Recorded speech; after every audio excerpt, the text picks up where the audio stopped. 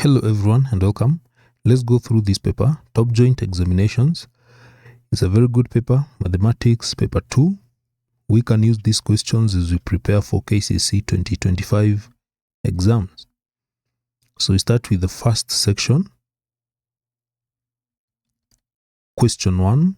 A triangle ABC is transformed by matrix M, 6 cosine squared x, sine x plus 4, 1, 1 to give a straight line.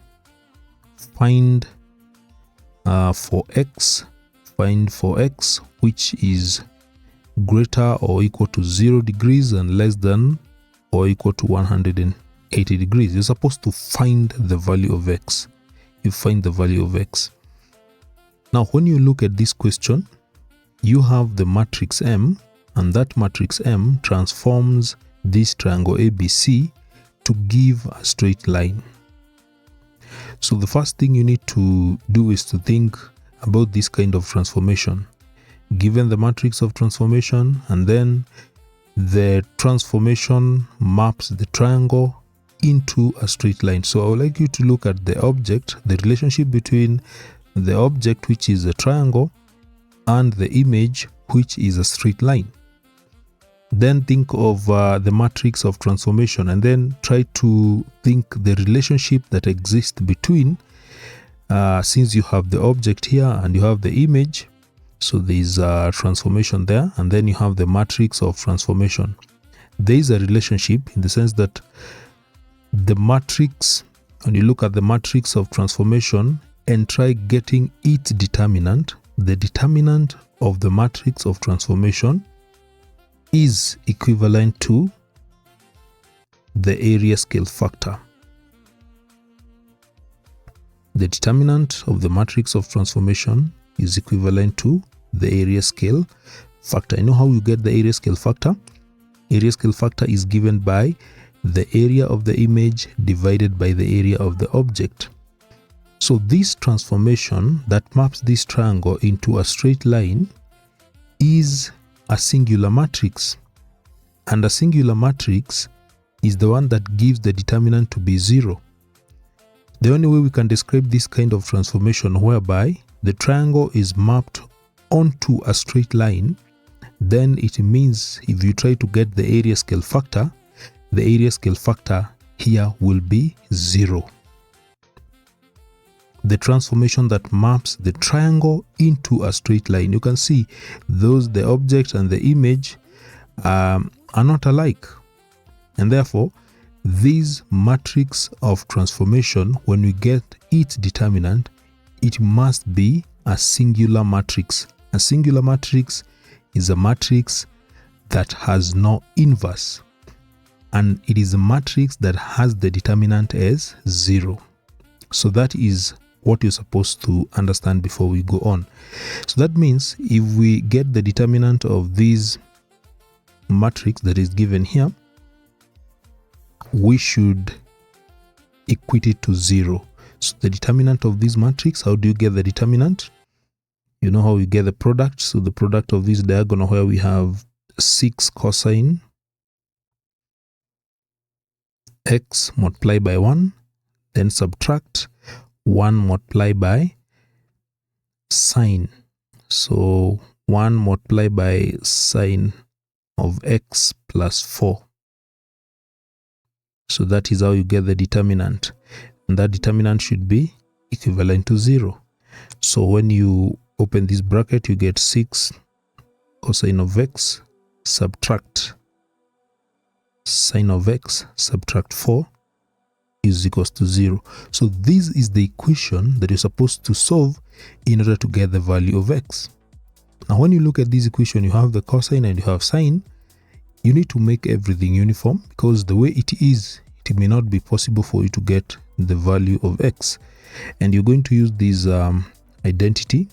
So sine squared of x plus cos squared of x is equivalent to 1. And therefore from this on, and then now we want to change cos squared x to sine. So from this cos squared x is equals to 1 subtract sine squared x. So now you need to substitute here. So 6 cos squared x is the same as 1 subtract sine squared x, then minus sine x subtract 4 is equals to 0.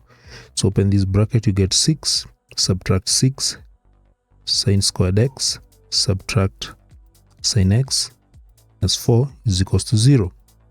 So when you try to reorganize this, get negative sine squared x minus sine x plus 2 is equals to 0. Can still try to divide each term by negative so that I get sine 6 sine squared x plus sine x subtract 2 is equals to 0. So I've divided each term by negative. So you can see that this gives a quadratic equation.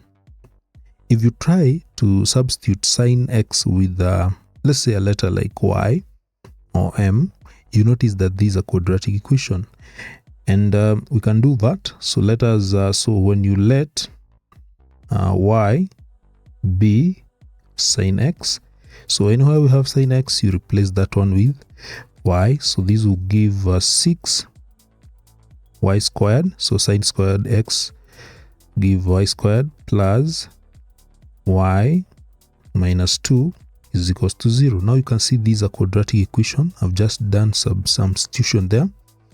So after substituting y with sine x, that is what you get.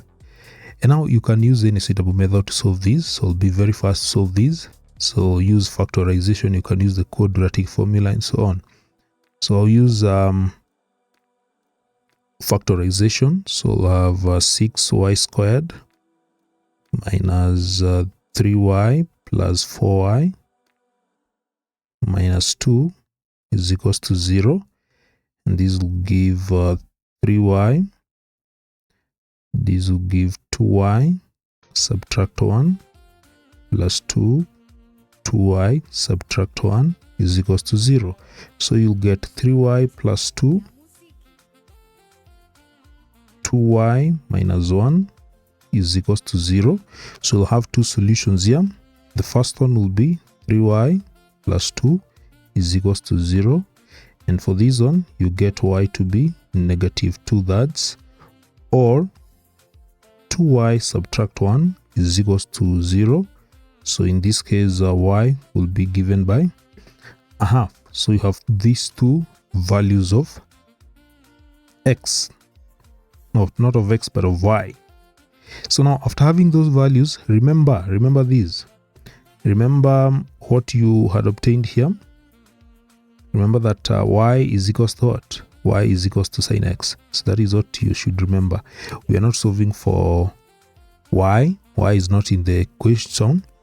So we actually did this in order to substitute and so that we can simplify our workings. So y is equal to sine x. So that means that the first value of y, so sine of x is equals to the first value of y, which is negative 2/3. So with this now we can get the angles in that range. So for this one, you need to use the unit circle, and in the unit circle, this negative 2/3 implies we need to concentrate on the quadrants where sine is negative. Where is sine negative? It is in the third and the fourth quadrants. And when you look at the range that you are given, 0 to 180, we will not go past the second quadrant. So we just need the third and the fourth. So for that reason, we are going to ignore the whole of these, because we need to obtain the angles from the third and the fourth quadrants, which are out of the range. Those quadrants will give angles that are out of the range of 0 to 180. So therefore we remain with one, which is sine x. Sine x is equals to a half. And for this one, this is positive. So where do we have sine being positive is the first quadrant and the second quadrant. So when you get you want to get x, you simply get the sine inverse of both sides, the sine inverse of half. which is the same as 0.5, and these will give 30 degrees. So 30 degrees is the first quadrant. Then in the second quadrant, we simply take 180, subtract 30, and these will give 150. And therefore, the two values of x, the two angles that we have as the solution in this question is 30 and 150. Those are the solutions for that part. Question 2. Make P the subject of the formula.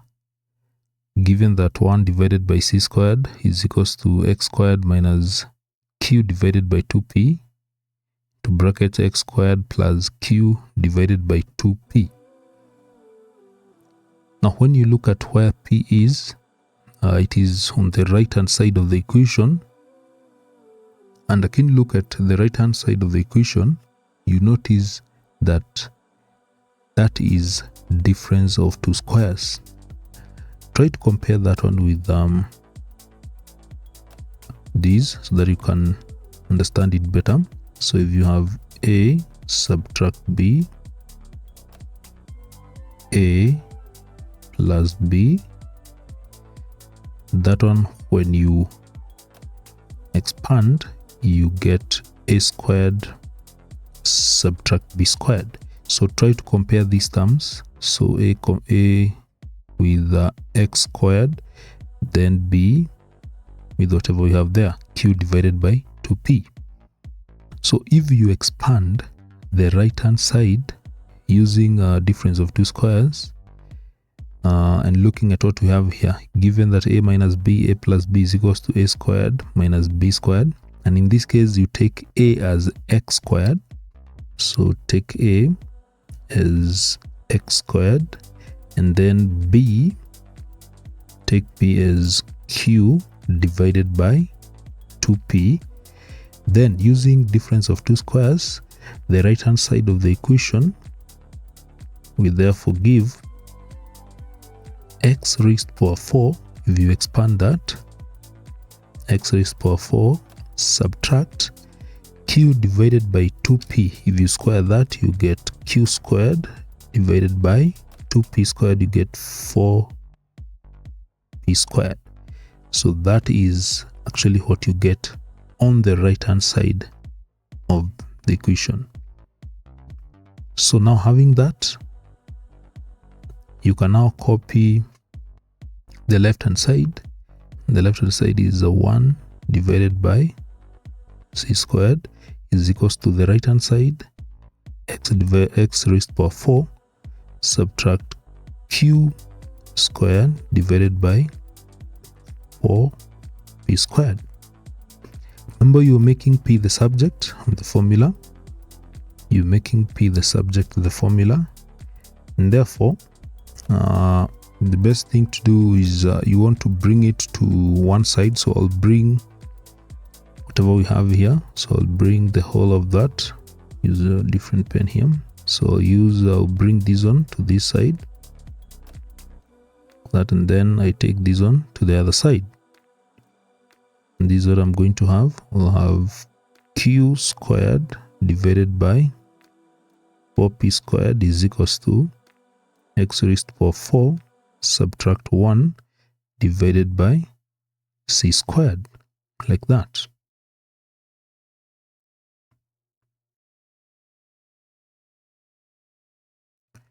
So now having that, now we have this equation here. Just look at it. So we have this.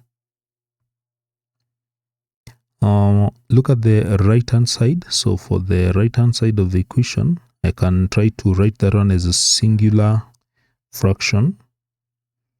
So x raised to power 4 divided by 1 minus 1 divided by c squared. Write that one as a singular fraction. We'll have this one as c squared x raised to power 4 minus 1, like that. So this is the right hand side of the equation. Now I will have the left hand side, q squared divided by 4p squared is equals to c squared x raised to power 4 subtract 1 divided by c squared. Now after doing that, the next thing is you can cross multiply. Now you have the right hand side written as a singular fraction. Now we can cross multiply. So we can cross multiply this stage, so that I'll have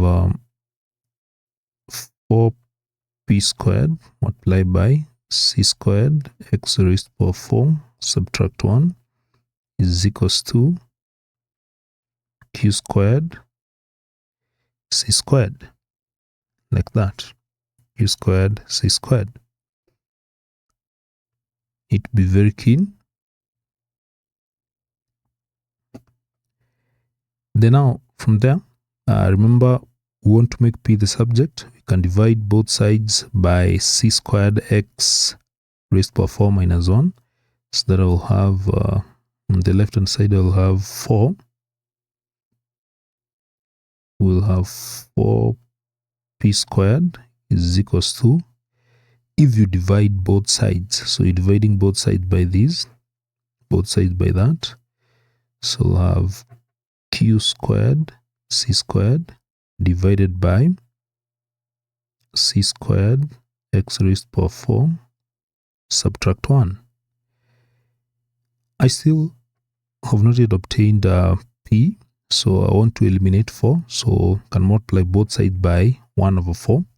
Multiply both sides by 1 over 4, you get p squared is equals to q squared c squared divided by 4 to bracket c squared x raised to the power 4 subtract 1, like that.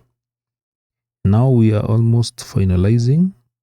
You have p squared, you need p, so you get the square root. Both sides, the square root of p squared is p, and then you get the square root of the right hand side. You get either positive or negative of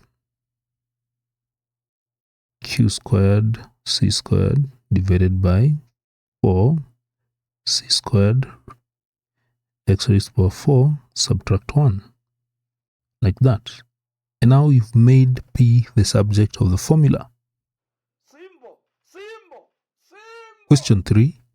Motorcycle is being sold on hire purchase terms. The cash price is 96,000 Kenya shillings.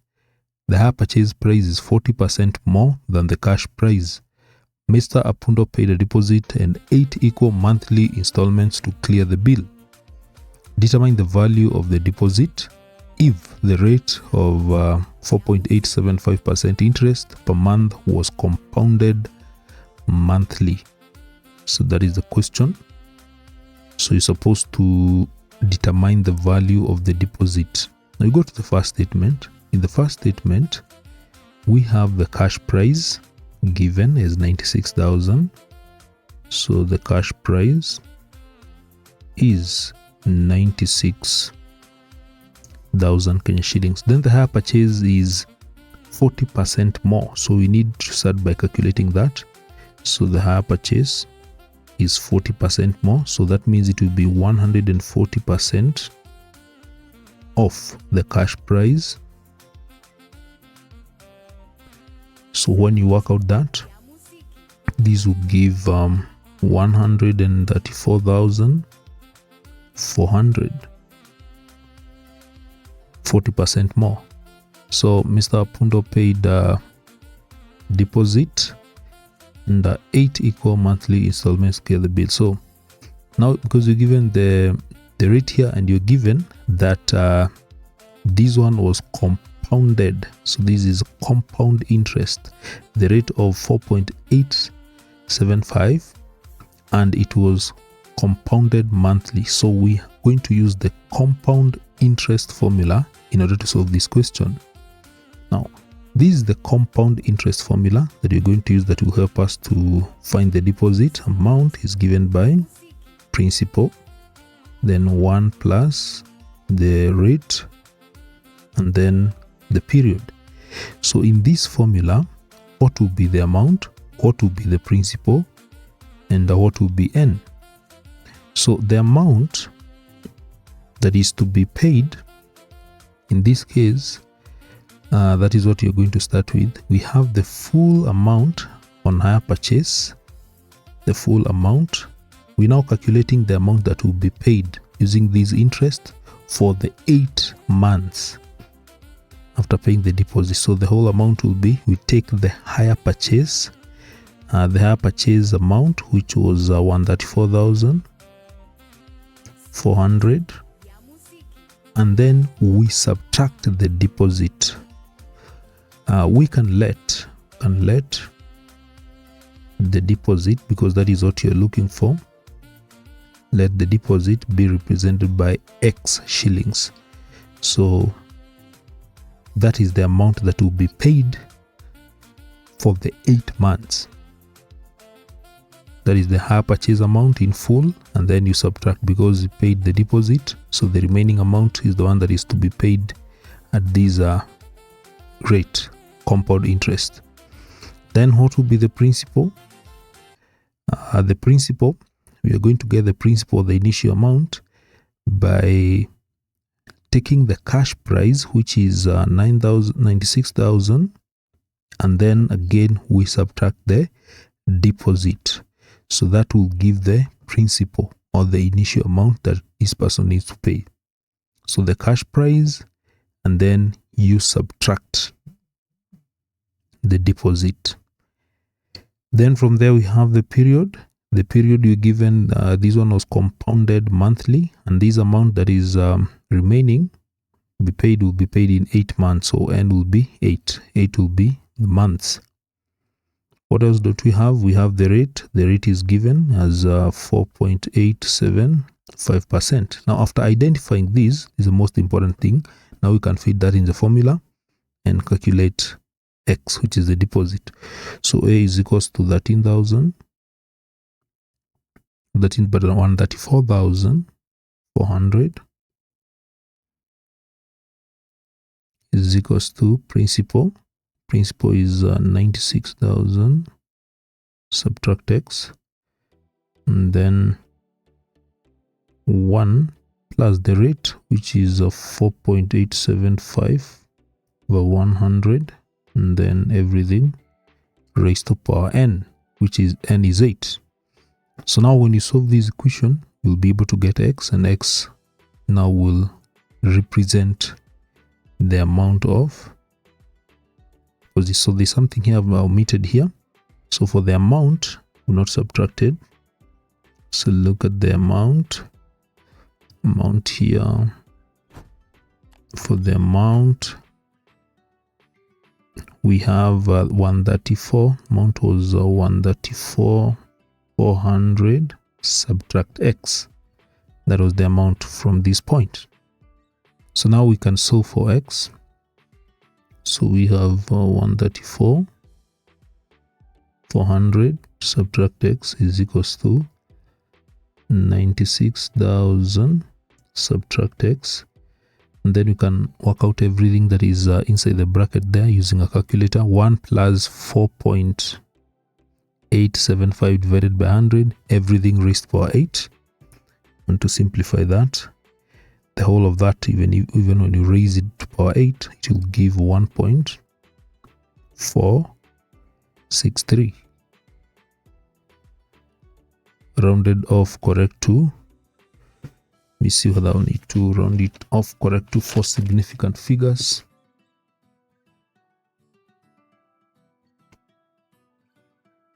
So when you round off, let me confirm these. So 1, using a calculator, you confirm these. So 1 plus, stop in the bracket, so 1 plus, these will be 0.04875 bracket, and then you raise that on to power 8 till you get 1.4. and maybe you can include this one, because you're dealing with currency, up to 1.4634, like that. So from there now, the left hand side you have 134, 400, subtract x is equals to multiply everything with that. So multiply by 96,000. So this will give 140 for 90.52. Then subtract 1.4634x. So now you can make x the subject of the formula. Make x the subject of the formula. So you can take this one to this side, and then you can bring x to this side. And so that this will give 0.4634x is equals to 140 subtract 134, 400. This will give 90.52. So x will therefore give you 0.4634. You get 13,143.12. So that is the deposit. So the deposit will therefore be 13,143.12. Question 4. The equation of a trigonometric wave is y is equals to 1 plus 3 over 2 sine 3 quarter x minus 45. Determine the period of the wave, B the phase angle of the wave, and C the amplitude of the wave. So when you look at that equation, and you remember that if you're given a general equation of this format, that y is equals to a sine bx plus or minus theta, then a represents the amplitude, then period is given by 360 divided by b, and then the phase angle is the absolute of theta. So having that, it will guide you to solve this question. For example, the period, when you look at the period, how do you get 360 divided by b? B is the coefficient of x. The coefficient of x here is 3/4. So 3/4, and this one will give 480 degrees. Then the phase angle is the absolute. So phase angle is the absolute of 45. When you talk about the absolute, you only consider the positive only.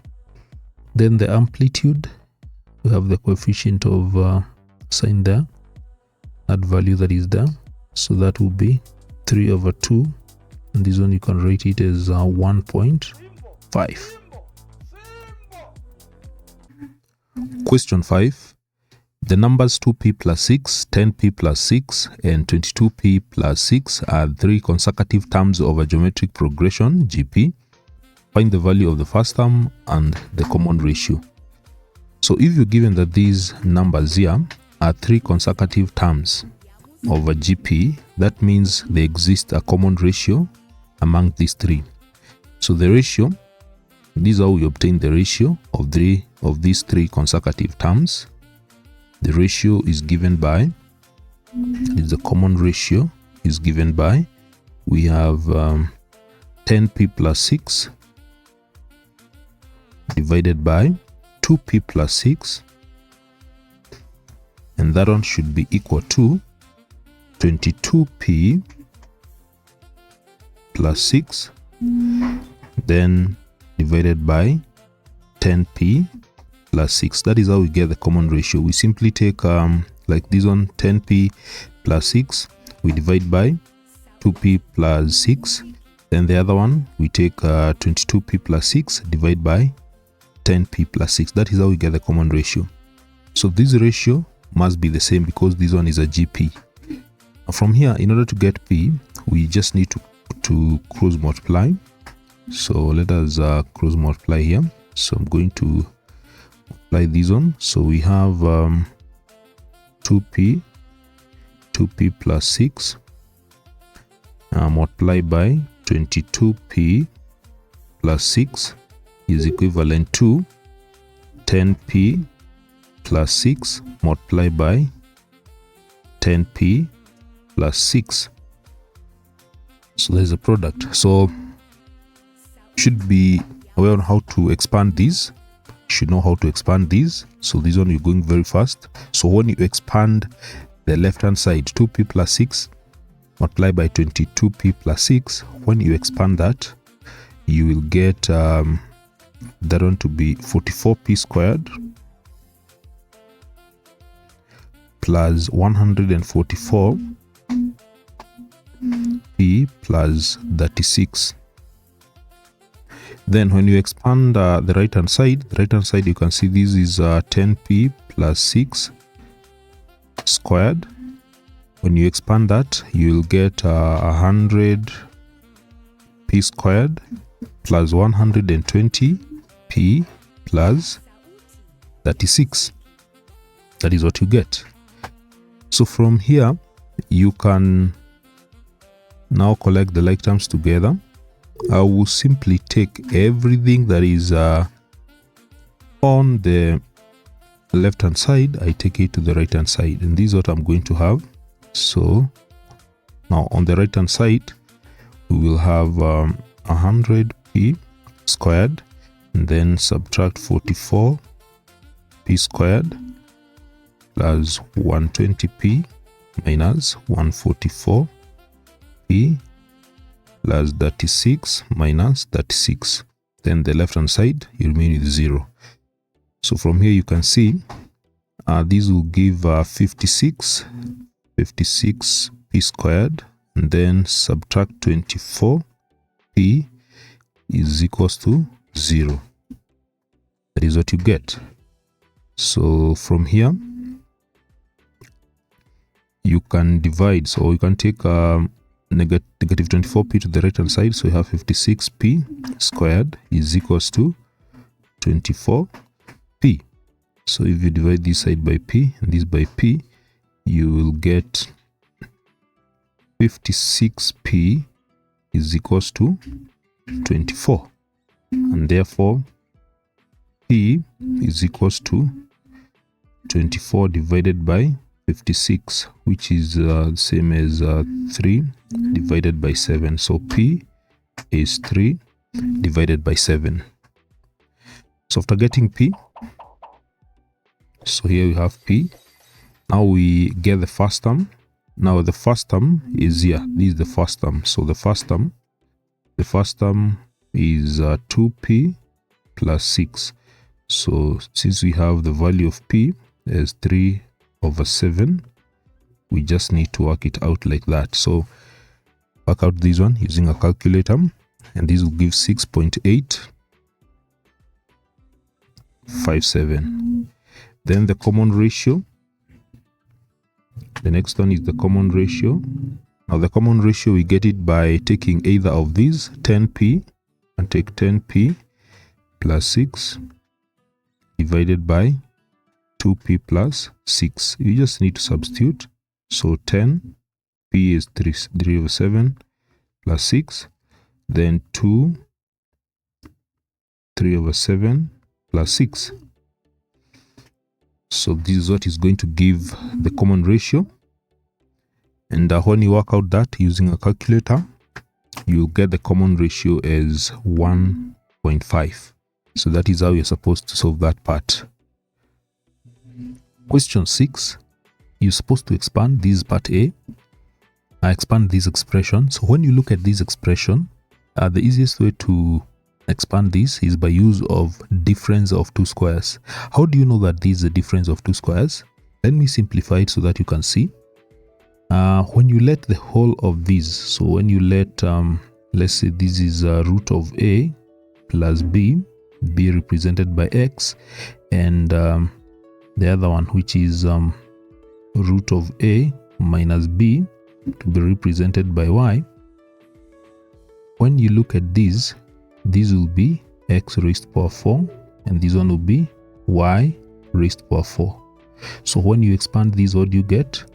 You get x squared plus y squared,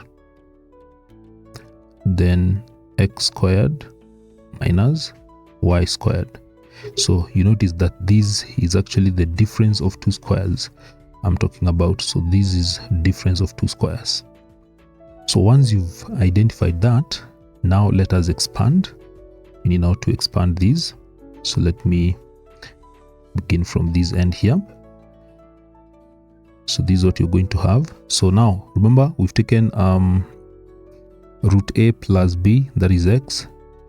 So that will be x raised to the power 4 minus y raised to the power 4.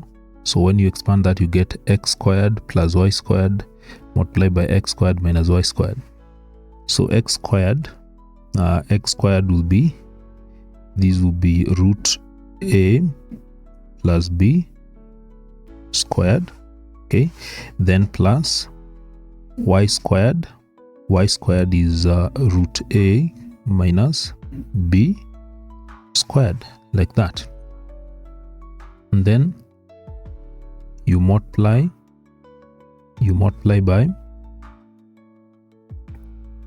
by now x squared, which is root of a plus b, then minus y squared minus y squared. Y squared is root of a minus b, like that. So that is the other side. Now we expand. Let's expand these. So root of a plus b squared, we expand that. So root of a squared, this will give a plus 2b plus b squared. We expand root of a minus b squared, so that will give a minus 2b root a plus b squared. So we are done with that.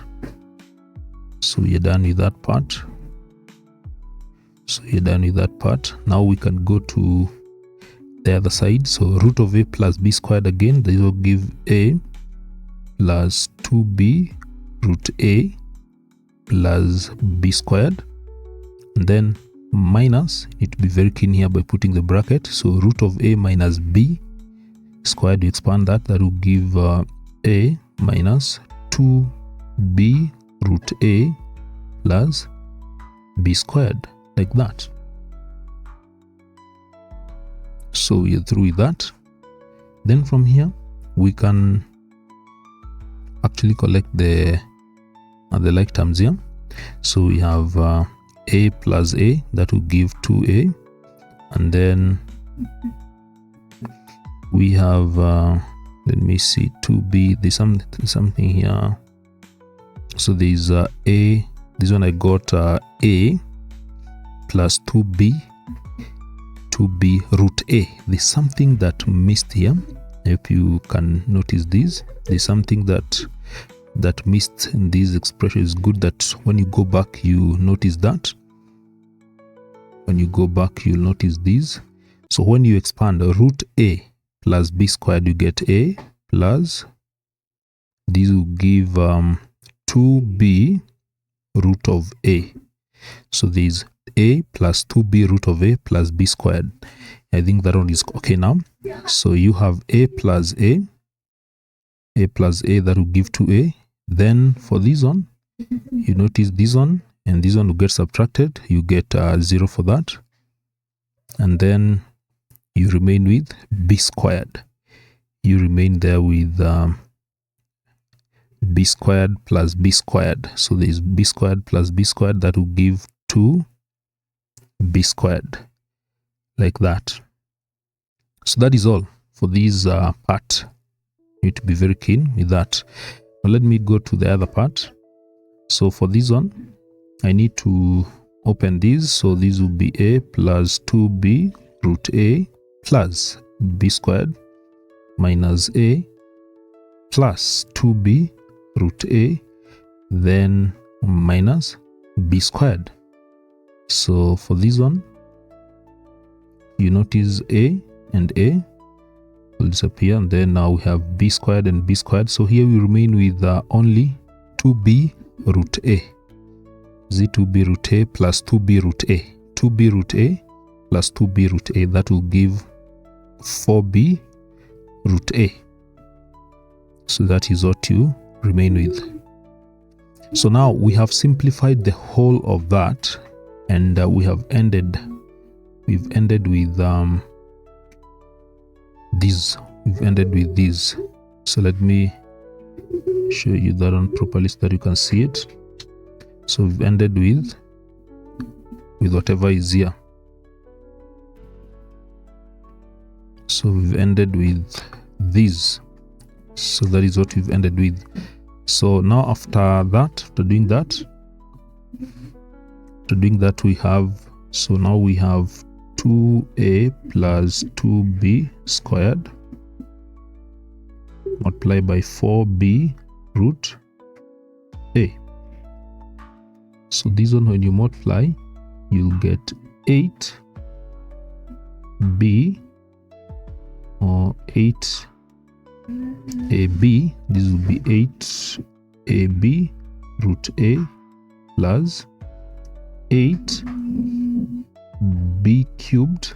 This will be b cubed root of a. I think that one is simplified. We cannot simplify that one further than that. So that is how you're supposed to expand that. Now we go to part B. Use your expansion to evaluate.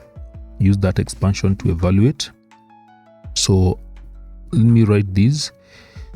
So we have root of a, because this is what you're using, raised to power 4, subtract root of a minus b raised to power 4. So if you try to compare the terms here, so 2.1 will be 2 plus 1. 2 plus 0.1. I'm sorry, 2 plus 0.1 raised to power 4. And then 1.9 will be 2 minus 0.1. Hope you can see the relationship that is there. You can see that. So that is actually the first thing you're supposed to do, so that you can compare and see the terms. So you can see from this, if you compare, you notice root of a is equals to 2, and here a will be given by 4. Then b will be given by 0.1. By just comparing these terms, you see that. Now from there, you only need to use, because you're using this expansion that is here, we are using the expansion 8ab root of a plus 8b cubed root of a. You just need to substitute a with so you have 8 times a is root of 2. Now a is 4. A is 4. Then b is 0.1. Then root of a is 2, like that. And then plus 8b cubed is 0.1 cubed, and then times root of a times 2. So you just need to substitute that. So use your calculator to work out these. So 8 times 4 times 0.1 times 2 plus 8 times 0.1 cubed, then times 2. You get 6 point. This will give 6.416 as the solution. Question 7. Angle properties of a circle.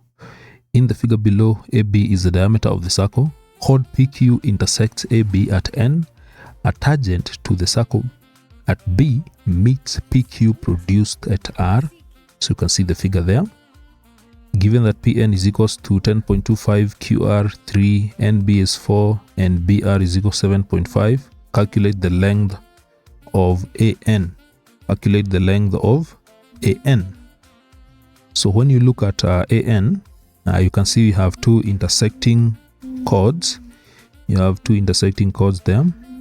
So we have chord PQ and chord AB. So we can use the property of intersecting chords.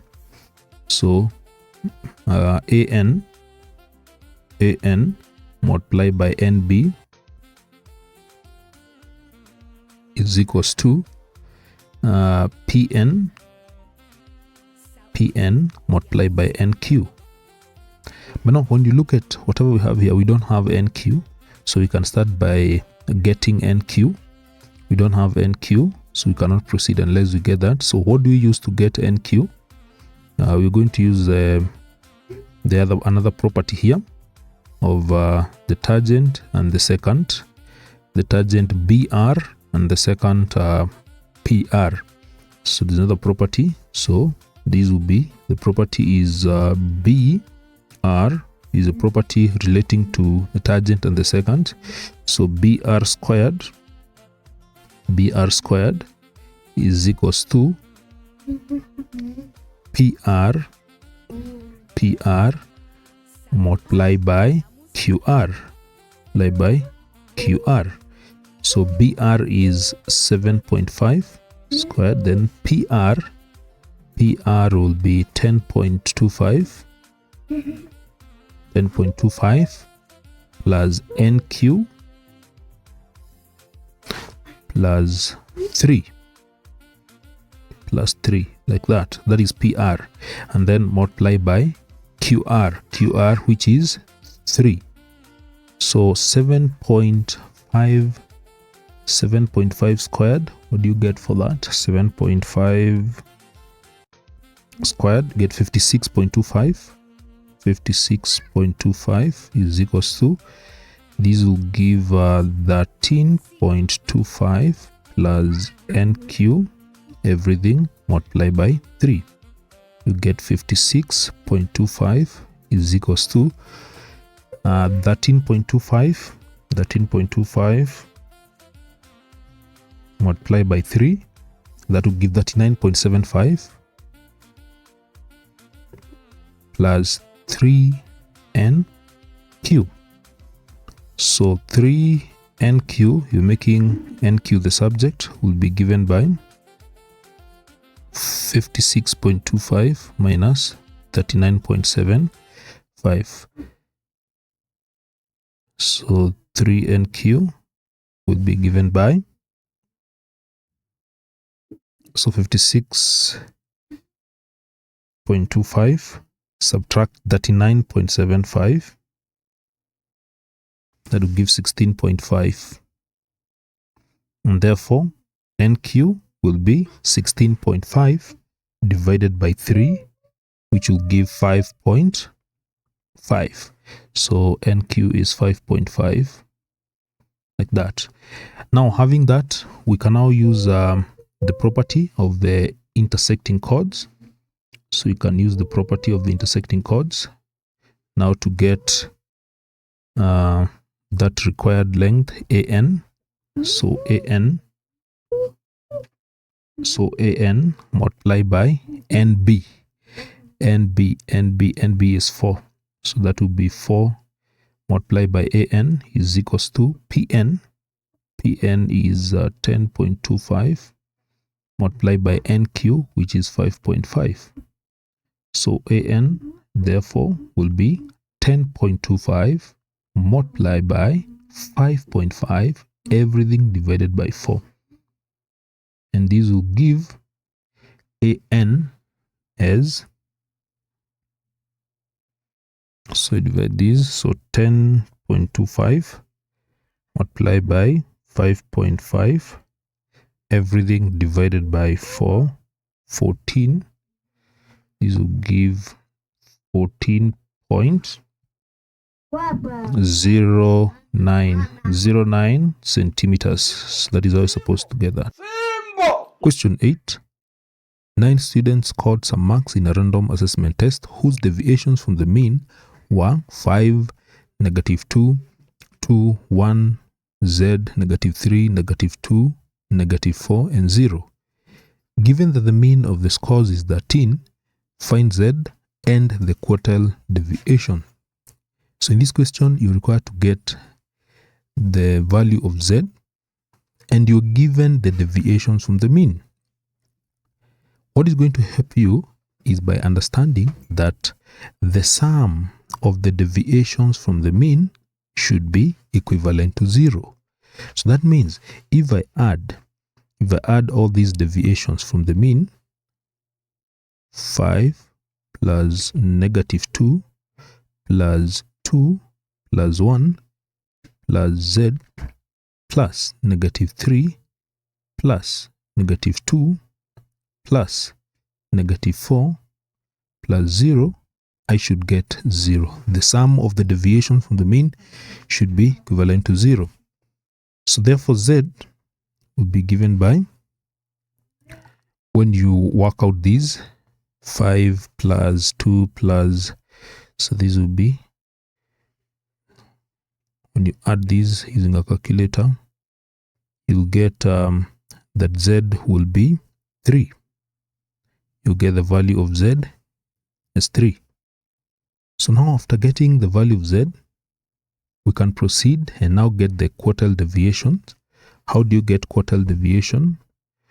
To get the quartile deviation, so quartile deviation,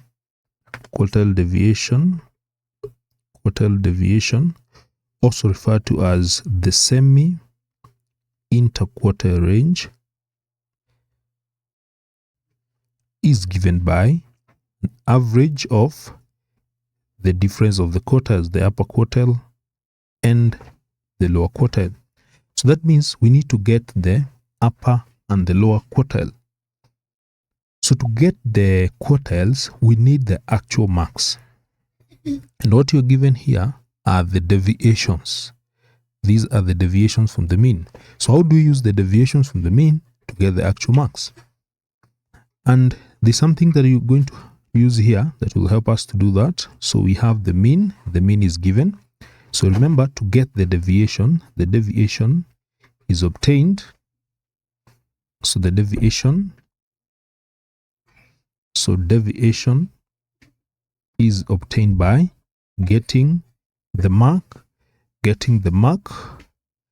and subtracting the mean.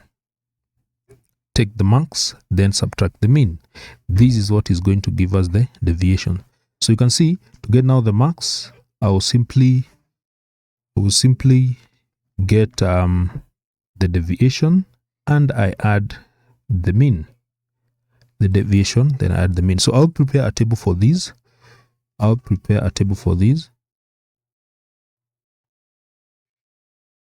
So we have the deviations, and then we have the marks, which is going to be obtained by, you take the deviation plus the mean, and the mean is 13. So the deviations are 5, -2, 2, 1, and z is 3. Then -3, -2, -4, and 0. 1, 2, 3, 4, 5, 6, 7, 8, 9. The 9.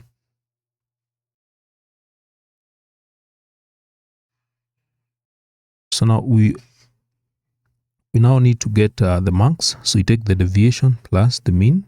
So 5 plus 13. This will give 18. This will give 18.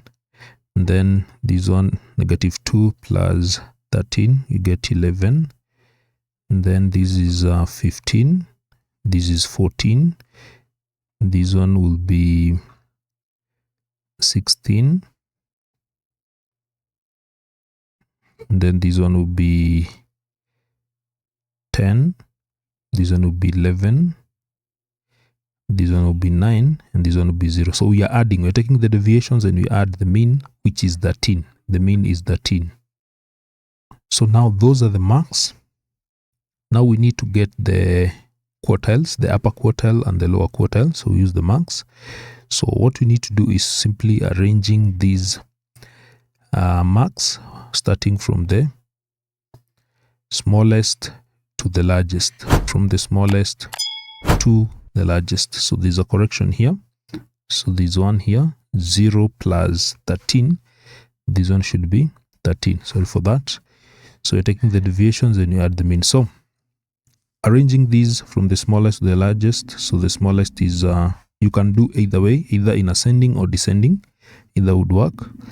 So we have 9, then we have 10, we have 10, then from there we have 11, 11 are 2, and then from there we have 13, and then from 13 we have 14, 15, and then 18.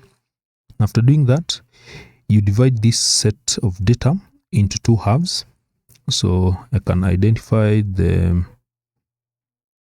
this is the median, that is Q2. So you can see now I've divided that set of data into two halves. So I have the upper half and the lower half. So I have the upper half. So that is the upper half. And then this one is this is the lower half and the upper half. So the median of the lower half will give Q1. So what is the median? The median here, so Q1 will be the median of these. So 10 plus 10 divided by 2. So this one you get 10. Then the median of the upper half will give Q3. So Q3, we have the median of that, 14 plus 15 divided by 2. So this will give 14.5. So now you have Q3 and Q1. So how do you get the quartile deviations? It is a half. So quartile deviation will be given by a half. Then Q3, which is 14.5, minus Q1, which is 10. And these will give 2.25. These will give 2.25 as the quartile deviation. Question 9. Given that O is the origin, OA is equals to 3i minus 2j minus 4k, and OB is equals to 4i plus 5j minus 2k. If a point X divides AB externally in the ratio 3:2, find AX. I'll illustrate this in a diagram so that you can understand how we go about it. So we have AB, and it is externally divided. So it is divided externally in the ratio. So this is external division of a line. So we have A and B, then X divides that externally. Then we have O. We have O. Say O is somewhere there. So this is O is there. This is a position vector. This is position vector. So this is O.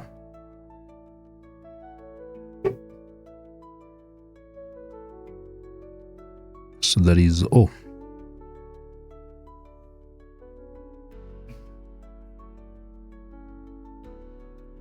So OA is there, OX, OB is there. So let me indicate the ratio. X divides AB in the ratio 3:2. So why is 3?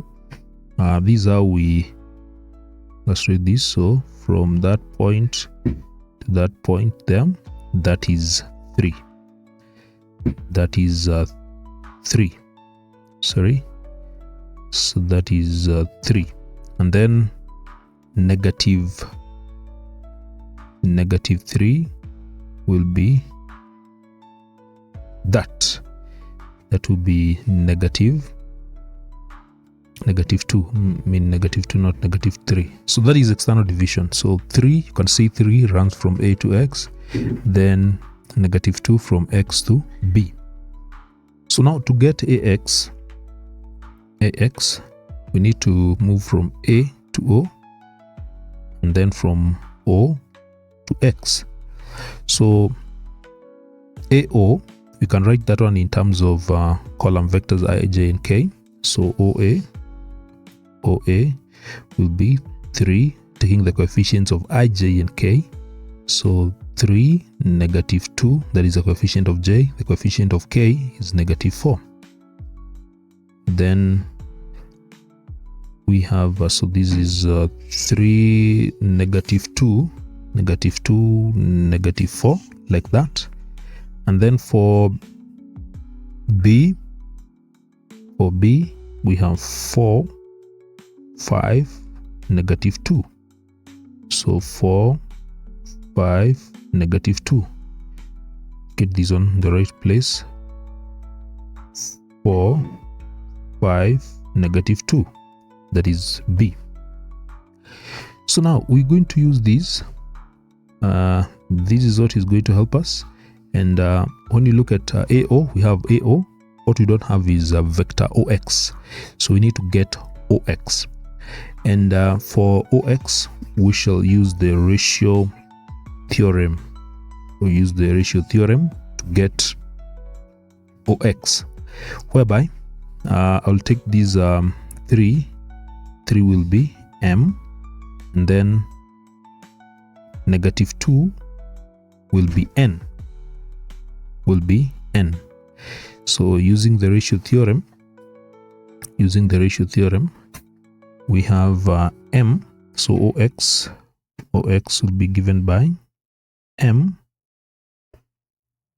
into M plus N, and then we multiply by vector OB, then plus we have N divided by M plus N, then vector OA. That is just one way. There are several ways which you can get OX, but I'm prefer to use the ratio theorem in this case. So now 3 is M, you're getting this from the ratio, then -2 is N. So just substitute these. So you have OX is equals to M is 3, then 3M plus N, 3 plus -2, that will give 1. Then OB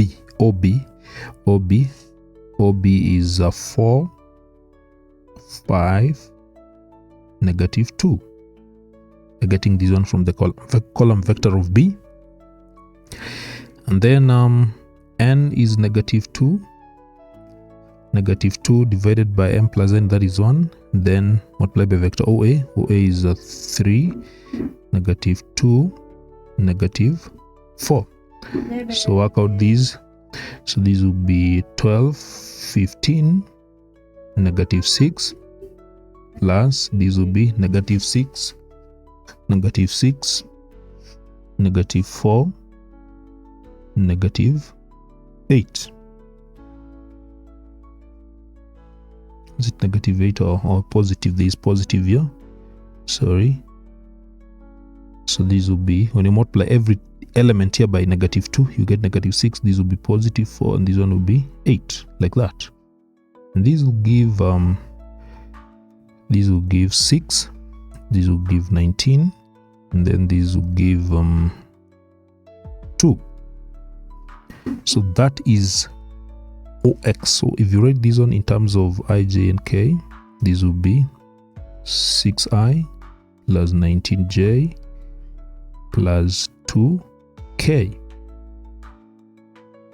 Now we have AX, we have OX, but we've not obtained AX. We have OX, but OX is going to help us. Remember what I did here, the first. So AX will be given by AO. We are moving in the opposite direction, so we have to indicate the negative. So take the vector of OA and then multiply that by -1, because you're moving in the opposite direction of the arrow. So OA is 3, -2, -4. That negative is there to imply that we are not moving in the direction OA but AO. Then plus OX. OX is here. So this is 6, 19, and 2. So this will give, these will be, multiply every element here by -1, so -3. These will be 4, 2, these will be 2, sorry. These will be 2, and this one will be 4, like that.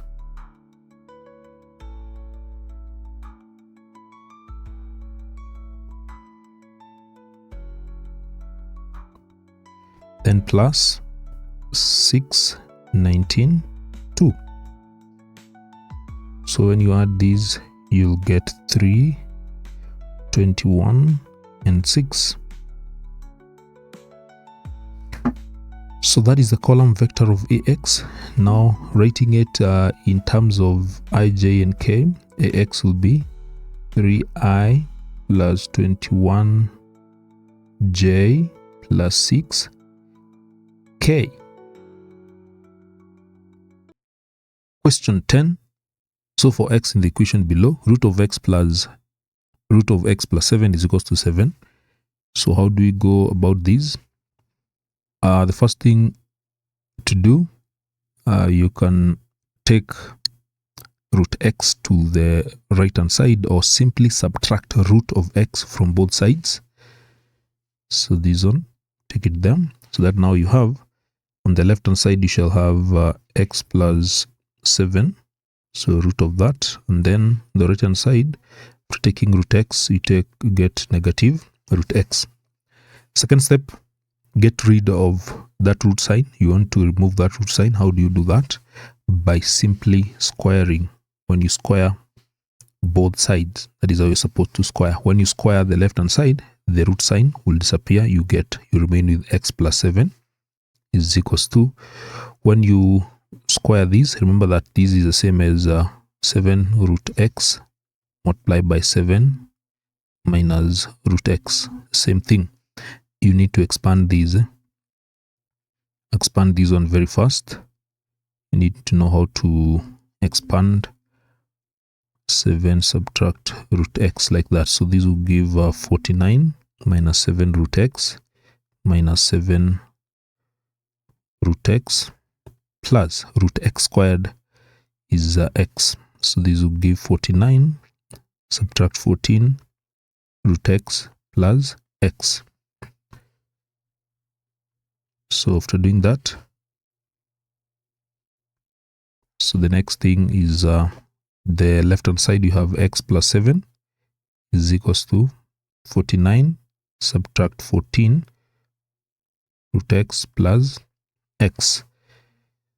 So if you look at the left hand side and the right hand side, you can subtract x from both sides. When you subtract x from both sides, you remain with 7 is equals to 49 minus 14 root of x. That is when you subtract x from both sides. Then from there, you can take this one to this side. So that you have 7 subtract 49 is equals to negative 14 root of x. This will give negative 42 is equals to negative 14 root of x. So dividing both sides by negative 14, you get 3. 3 is equals to root x. So to get x, how do you get x? You remove the square root sign by squaring that side and squaring this side, so that you get x is equals to 9. Question 11. If x is equals to 48.5 and y is equals to 30.2, both were measured correct to 1 decimal place, calculate the greatest possible percentage error in x, subtract y. The greatest possible percentage error. Now, we're going to start by getting the limits where x and y lies.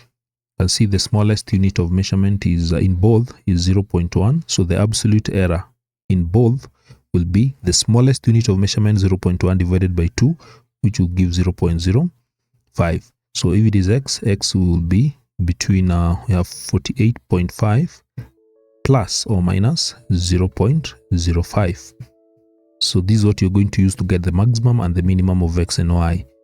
So 30.2 2 plus or minus 0.05. Then the other question, to get the percentage error in that difference, the percentage error, we have to get the absolute error. So the absolute error in x subtract y will be given by half. Then the maximum, we need the maximum of x subtract y, and then the minimum of x subtract y. That is how we're going to get the absolute error. And then the percentage error will be the absolute error in x minus y divided by the actual of x subtract y multiplied by 100. Now, after knowing these are the things that are required to get. Now we can proceed and get, so we need to get the maximum, minimum, and so on. So I'll prepare a table here that we shall use. Prepare a table here that we're going to use.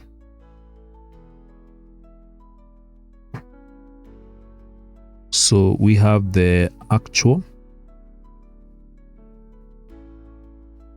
So we have the actual, and then we have the maximum, and we have the minimum.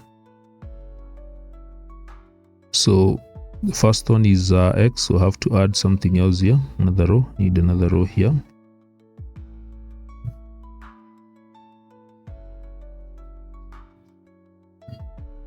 Have to add another one here.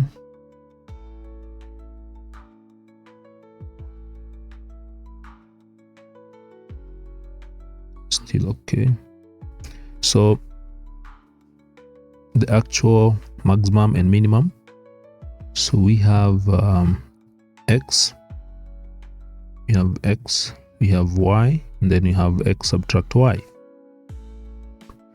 So the actual for x is 48.5, that's the actual value. For y, we have 30.2.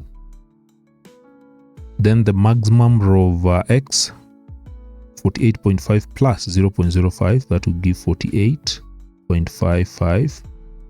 Maximum of y, 30.2 plus 0.05, that will give 30.25.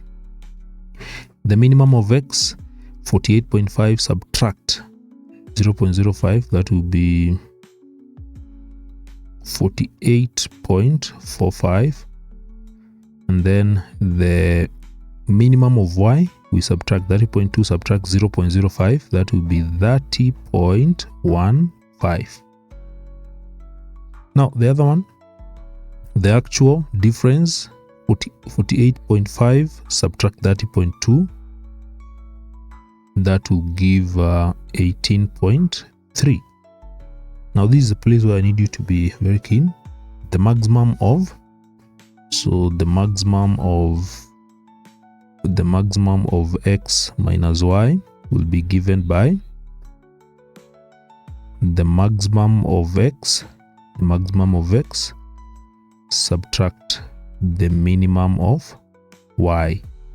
That is how we get the maximum of that difference, x minus y. Maximum of x, subtract the minimum of y. So maximum of x is 48.55. Then the minimum of x is 30.15. So when you subtract that, you get 18.4.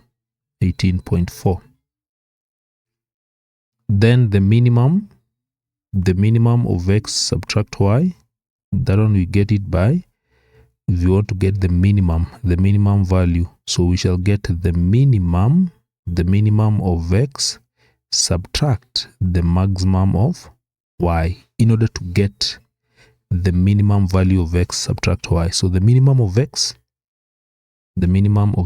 is 48.45. Then the maximum of y, 30.25.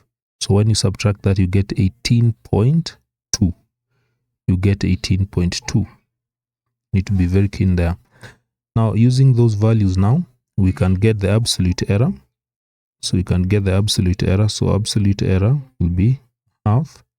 the maximum of x minus y, which is 18.4, subtract the minimum of x minus y, 18.2, and this will give half times 0.2, which will give 0.1.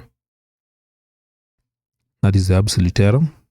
Now we can go to the percentage, will be the absolute error, which is 0.1, divided by the actual difference is x minus y, which is 18.3, multiplied by 100. So we work out this, so 0.1 divided by 18.3, then multiply by 100. So this will give 0.5464 percentage. Question 12. Complete the table below for y is equals to x cubed minus 2x squared minus 9x plus 8, or the range that is given there. So that is 1 mark. So to complete this table, you simply need to use this function, like the first one when x is -2. So what will be y? Just substitute x cubed. So x is -2. So -2 cubed, subtract 2, x -2 squared minus 9, -2 plus 8. So just key in that the way it is in the calculator. That one will give 10. Do the same for when x is equals to 1. So when x is equals to 1, you repeat the same process. So this will be 1 cubed, subtract 2, 1 squared minus 9, 1 plus 8. That one will give, when x is 1, you'll get -2. When x is 3, same process. When x is 3, so 3 cubed minus 2, 3 squared minus 9, 3 plus 8.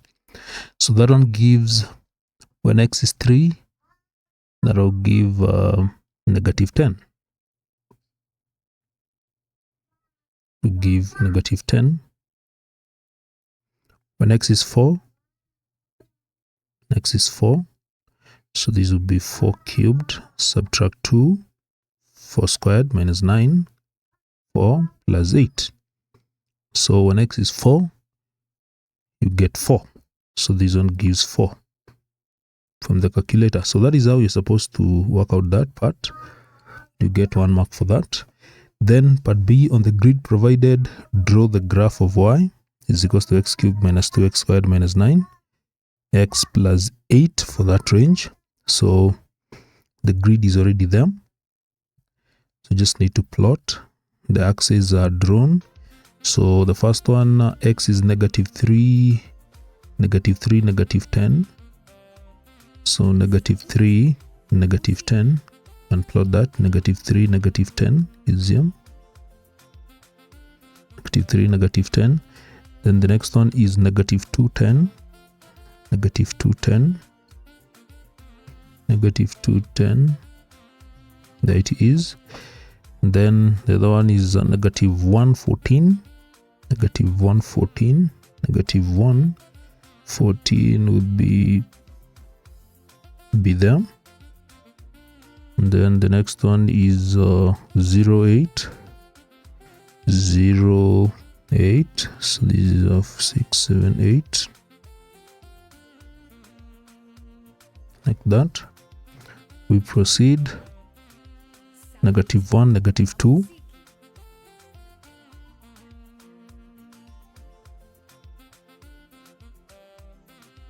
So not -1 but 1 -2, 1 -1 -2 is here. The next one is 2 -10, 2 -10. them. And then 3, -10, 3, -10, 3, -10, 3, -10 there, and then 4, 4, 4, 4 easier, 4 and 4 there, and then 538, 538, so 5, 5, this one smaller,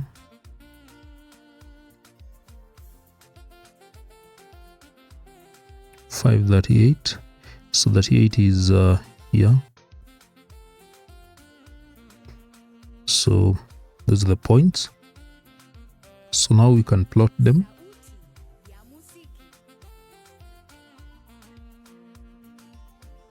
So now you can draw the graph, draw a smooth curve passing through those points. So let us do that.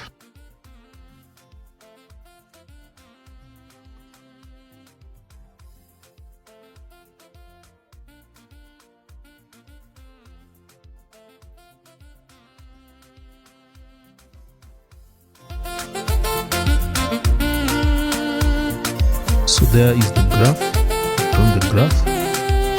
So make sure your graph is smooth. I may be having challenges with my tools here. Make sure when you're drawing the graph, to ensure the curve is smooth and it passes through all those points indicated there.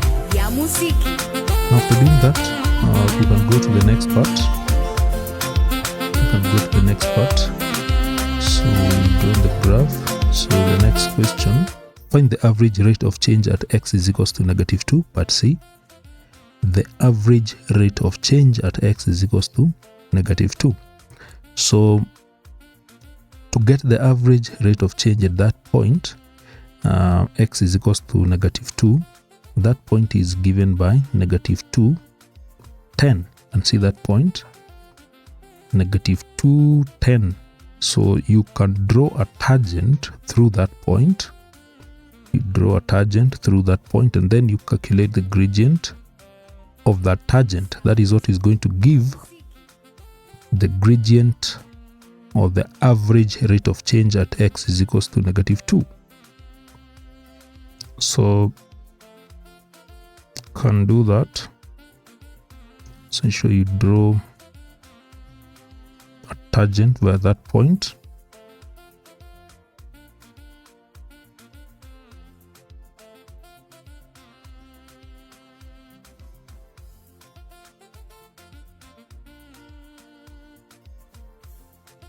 Like that. Oh, that one is not good on.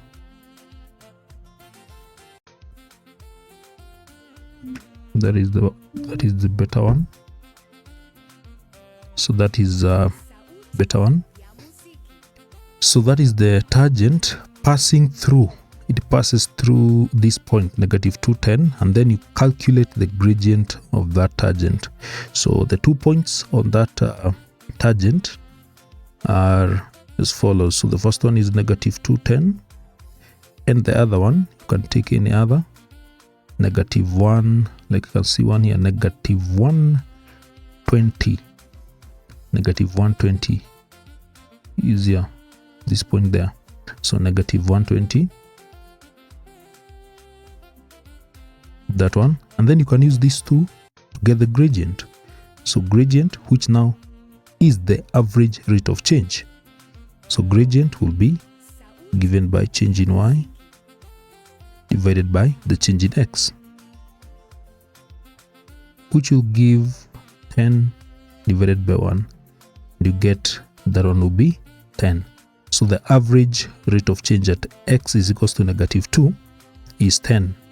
And we have obtained that by simply drawing a tangent via this point. X is equals to -2 and the point is -2, 10. Then you calculate the gradient of that tangent. That will give the average rate of change at that point. Question 13. Three quantities P, Q, and R are such that the square root of P varies directly as Q and inversely as R. Find the percentage change in R if Q decreases in the ratio 4:5 and P increases by 44%. So we start write this relationship here, that three quantities P, Q, and R are such that the square root of P varies directly as Q and inversely as R, like that. So you're supposed to find the percentage change, but before we go to that, by removing this sign of proportionality, we should introduce a constant. So we have root of P is equals to the constant. Let the constant be any letter. Can choose the mine to be Q, then to be K, then Q divided by R. That is the equation showing the relationship between P, Q, and R. Find the percentage change in R.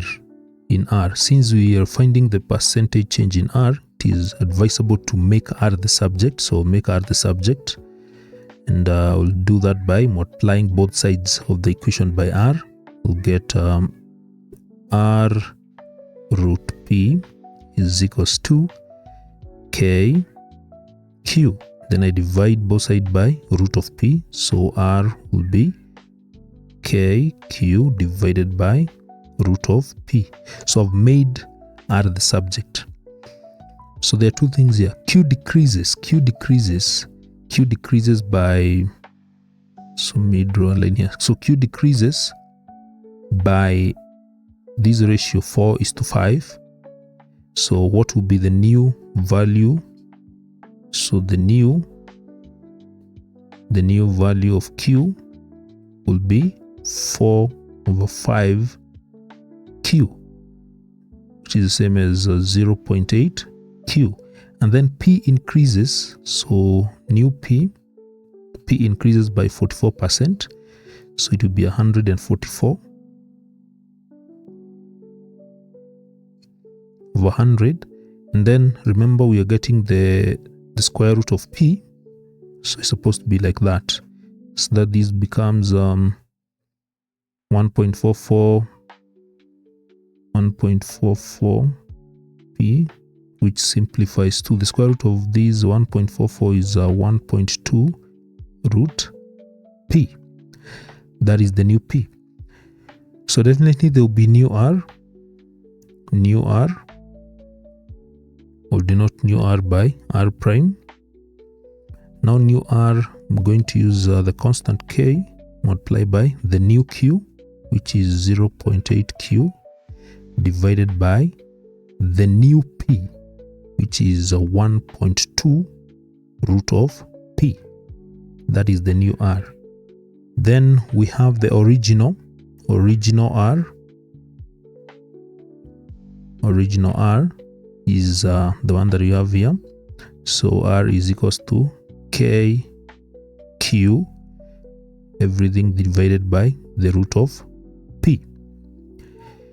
So because we want the percentage change, let me divide this in the new R. So the new R be given by 0.8 divided by 1.2. That will give 0.66. So 0.6667 K Q divided by root of P. Simply taken 0.8 divided by 1.2. And now you have, that is the new R, then you have the original R. Now to get the percentage change, we will get this one by simply taking the new R, subtract the original R. The original R is R, then divided by the original R, then you multiply by 100. So the new R is 0.6667 kq divided by root of p. Then subtract the original.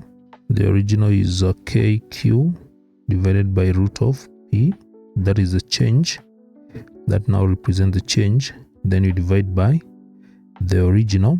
The original is kq divided by root of p. And then everything here should be multiplied by 100%. So when you subtract these, remember you are actually considering the coefficients here. Look at the coefficient. The coefficient of k, that is the same as 0. So 0.6667 minus 1. Then kq divided by root of p. And then divided by kq divided by the root of p. And then you multiply by 100. So you notice that the whole of this one will divide out. So 0.6667 subtract 1, you notice that one will give negative 0.3333%. And since this is a negative, it shows that this is a decrease. So you can write this one as you can simply write this one as not percentage, but we've not multiplied. So we've not yet multiplied. So I need to multiply this one. So when you subtract 0.6667, subtract 1, you actually get this one is negative 0.333, and then you multiply that by 100. Like that, you have to multiply that by 100. So when you multiply by 100, this is when you get negative 33.33%. And since this is negative, you can simply write it as 33.33% decrease. That is what the negative implies. So that is how you're supposed to solve that question. Question 14. Find the equation of the circle passing through points R, 10, 4, P, 20, and Q, 5, 9. So before we find the equation passing those 3 points, we need to understand the standard equation of a circle. And this is how it should look like. The standard equation of a circle given by x subtract a squared plus y subtract b squared is equals to r squared, where AB is the center of the circle and r is the radius of the circle. So that means we need to use the radius as AB, because in this question you're just given the points and where it passes. You don't have the center, so you can let the center be AB. Now we're going to form several equations using the 3 points, actually 3 equations. And the first equation you're going to form, we're going to use a point AB, that is the center, and R, the first point, which is 10, 4. So using these two, we get the equation. So this is how we get the equation. We have 10 subtract A, that is the change in the x coordinate. This is 10 subtract A squared plus y minus b, y is 4, b is there. This one is equals to r squared. This will be the first equation. We expand this. So when we expand 10 minus a squared, you get 100 subtract 20a plus a squared. When you expand 4 minus b squared, we get 16, subtract 8b plus b squared. This one is equals to r squared. So that is the first equation. So we can simplify this, can reorganize it to have a squared, start with a squared,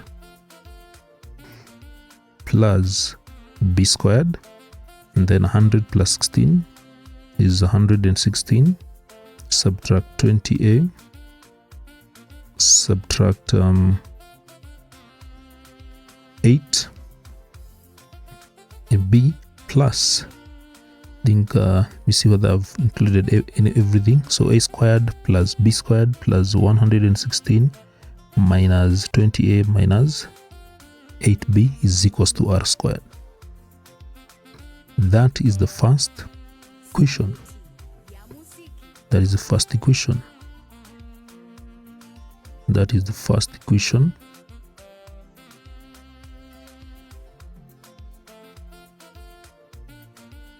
Not that, first equation. Now we go to the second one. Now the second one, we're going to use the center, of course, a b,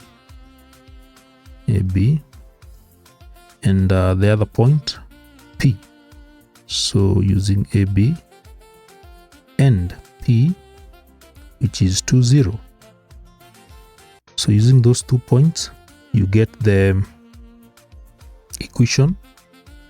So you have 2 minus a squared plus then 0 minus b squared is equals to r squared.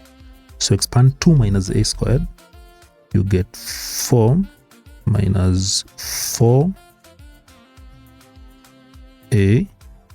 plus a squared, then 0 minus b, that will give b squared is equals to r squared. We reorganize these to have a squared plus b squared plus 4 minus 4a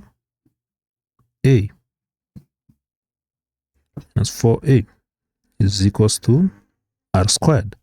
So that is the second equation. That is the second equation. So that is equation number 2. And then now we go to the third one. Now the third one, we shall use the other point. So we use the center AB, and the other point is Q59. 59, like that.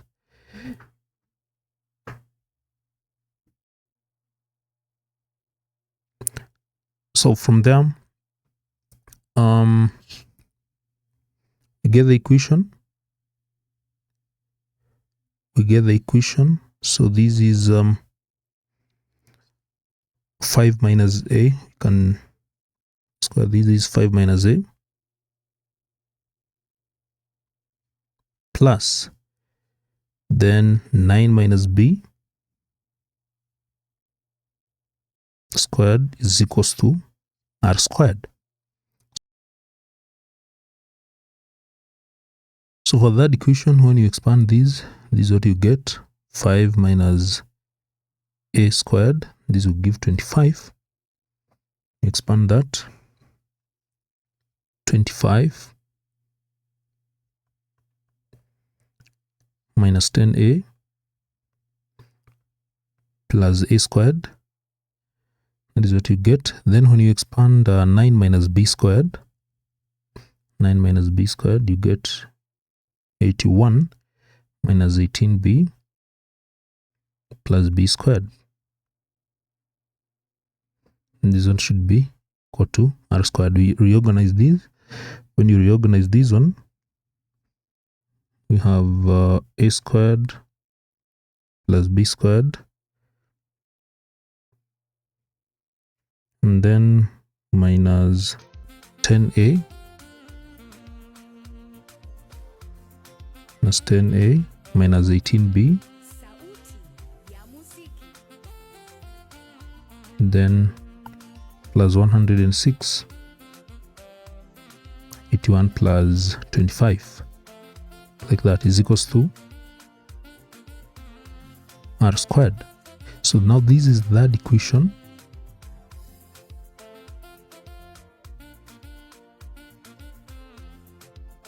That is the third equation. And we're going to use these three equations now that we formed, solving them simultaneously in order to get the values of a and b. The first one I'm going to use now, I want to use the elimination method to solve these. So I will use the first one, that is the first one and the second one, the first equation and the second. So using the first and the second, so using equation 1 and equation 2. So equation 1 is a squared plus b squared plus 116.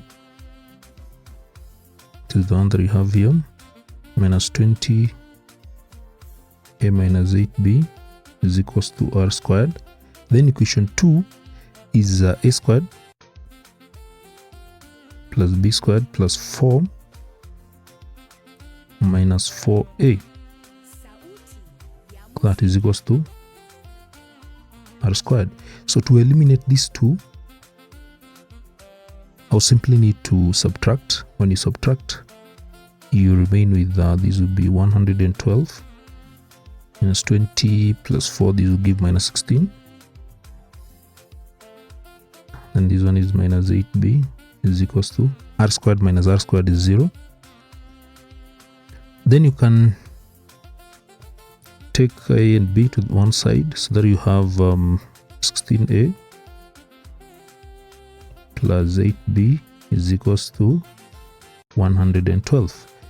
You can divide all through by 8. So if you divide all through every term by 8, you get this one is 2a plus b is equals to 14. So take note of these. Take note of that equation that we formed there. Now I can pick another one. So I can pick equation 3 and 1 again. So now using equation 1 and equation 3. So equation 3 you can see it is here. Equation 3 is here. So let me use this one. So a squared plus b squared minus 10a minus 18b plus 106 is equals to r squared. And then equation 1 is them. So a squared plus b squared minus 20a minus 8b plus 116 is equals to r squared. So again, you can subtract everything there. So this one will give minus 10 plus 10, that will give 10a. Again, this one will give minus 10b. And then this one will give minus 10 is equals to 0, like that. So after getting that, you divide all through by 10, you'll end up with two equations, and these equations will be a minus b is equals to 1. If you reorganize this equation that you have here, dividing all terms, every term by 10, you'll get a minus b is equals to 1. Now, using now the 2, so using this one here that we had here, 2a 2a plus b is equals to 14, and a minus b is equals to 1, you need to solve this one simultaneously. I'll give you some time to do that. 2a plus b is equals to 14, then a minus b is equals to 1. Solving those two simultaneously, you can use any suitable method to do that. And when you solve that, just to save time, I want to save time, this one will give a will give 5 when you solve them simultaneously, and b will give 4. So those will be the values of a and b. So now we have the center. Remember what was a and what was b? AB was the center. So now we have the center. So we have the center as 5, 4. Center is 5, 4. What else is remaining in that equation? We need to find the equation of the circle. Equation of the circle still not yet complete. It is not yet complete. So I need some space here. A squared. So equation 2, a squared plus b squared plus 4 minus 4a is equals to radius squared. So a is 5 squared, then b is 4 squared plus 4 minus 4 times a, 4a. 4 times 5, that will give 20, is equals to r squared. So to get r, you simply need to get the square root of the whole of these 5 squared plus 4 squared plus 4 minus 20. And when you work out these using a calculator, you'll get the radius to be 5.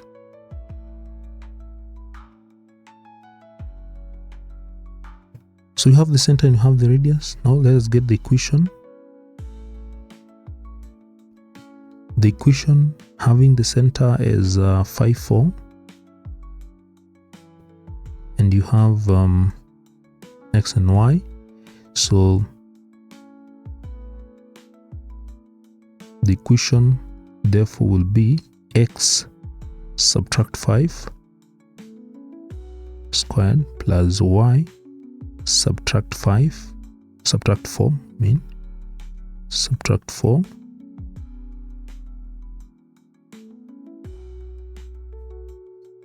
is equals to radius squared, and the radius is 5 squared.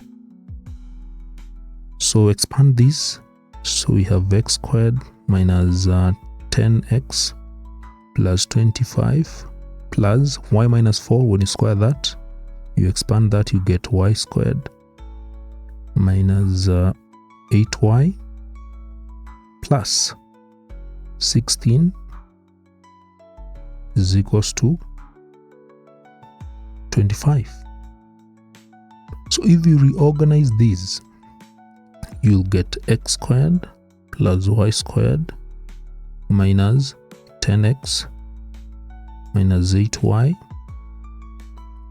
that, and then when you bring 25 to the left hand side, you will end up with 16 is equals to 0, and that is the equation of the circle passing through those points.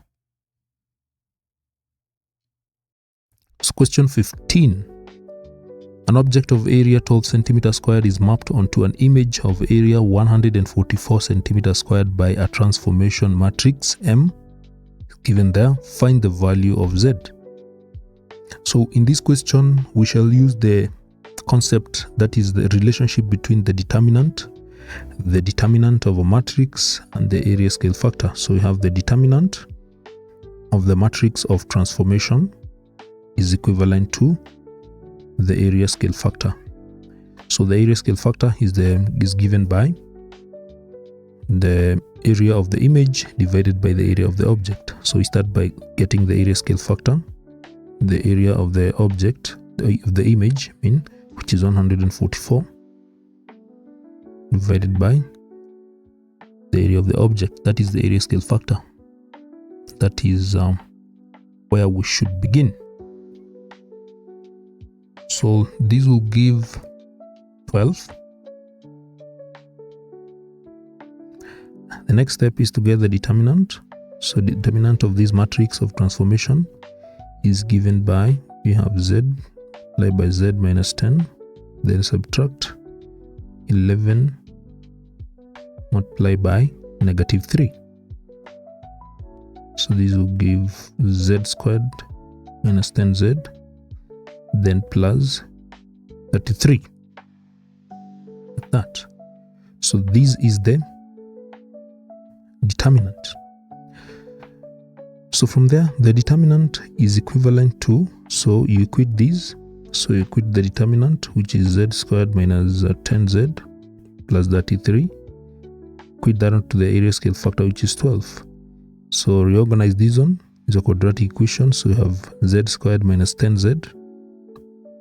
Then when you bring 12, subtract 12 from both sides, or you remove 12 from the right hand side, you get 33, subtract 12, this will give 21. Positive 21, like that, is equals to 0. So z squared minus 10z plus 21 is a quadratic equation. So you can use any suitable method to solve this. I'll use factorization. So factorization, so we'll have z squared minus 3z minus 7z, that is 10z, then plus 21 is equals to 0. So z is common, so z minus 3 minus 7, z minus 3 is equals to 0. So you have z minus 7, z minus 3 is equals to 0. And therefore, z minus 7 is equals to 0 is the first answer. So z is equals to 7. Or z minus 3 is equals to 0. So here z is equals to 3. So the two possible values of z are 7 and 3. Question 16. Grade A rice costing 250 shillings per kg is mixed with grade B rice costing 180 per kg. In what ratio must we mix grade A to grade B so that the profit of 20% is realized by selling the blend at 240 per kg? So the first step is to get the ratio. We don't have the ratio, so we let the ratio in which the two grades are going to be mixed to be the ratio to be xy. The ratio b x is to y. That is for grade A to be x, and then for grade B to be y.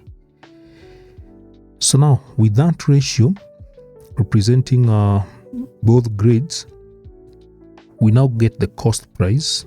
The cost price of 1 kg of the mixture.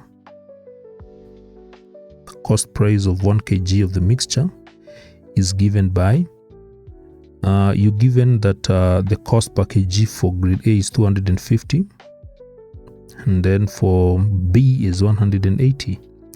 So the cost price will be 250 for grade A multiplied by this ratio, and then because you're getting the mixture, we add for grade B 180 multiplied by y, the ratio, then divided by the sum of the ratio, which is x plus y. That will give us the cost price. Now, how do we get the cost price now? You told that what ratio do we need to mix this one so that a profit of 20% is realized by selling the blend at 240. That from that statement you can get the cost price, because 240 shillings represents the amount after the profit. So after the profit, that is 100 plus 20. So that one represents 120%. What about the cost price, which is 100%? So we get 100 times 240 divided by 120. This one gives us the cost prices 200. So since we have the expression for the cost price, we simply need to put this one to 200 like that. And this is actually what you're supposed to, this is what you're supposed now to solve in order to get the ratio. So we simply need to cross multiply. You can put that on over 1. So I'm sorry. We just need to put that on over 1 and then we cross multiply. So we have 250 x plus 180y multiplied by 1 is equals to 200 multiplied by x plus y. So this will give 250x plus 180y is equals to 200x plus 200y, like that. So can bring the y's and the x's together. So bring the x's to the left hand side and the y's to the right hand side, so that you have 50x is equals to 20y. So when you look at these now, you can go ahead and divide this one by y, this by y, and this one by y. 50y, actually you divide both sides by 50y, like that. And this one will give x divided by y, that is on the left hand side, is equals to 2 divided by 5. So this means x ratio y is equals to 2:5. And that is the ratio.